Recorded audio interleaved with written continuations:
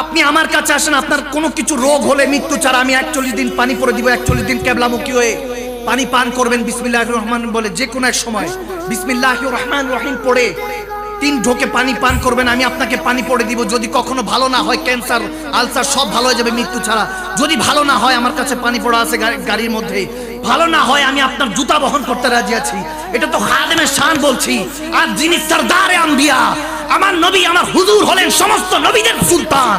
যাকে বানিয়ে আল্লাহ জান্নাত জাহান্নাম বানিয়েছে, নবীর চেহারা মোবারকের দিকে তাকিয়েছে জান্নাতুল ফেরদাউস হয়ে গিয়েছে, নবীর চোখ মোবারকের দিকে তাকিয়েছে জান্নাতুল মাওয়া হয়ে গিয়েছে, আমার নবীর জুলফ মোবারকের দিকে তাকিয়েছে জান্নাতুল তাসকিয়া হয়ে গিয়েছে, জান্নাতুল রিদওয়ান হয়ে গিয়েছে।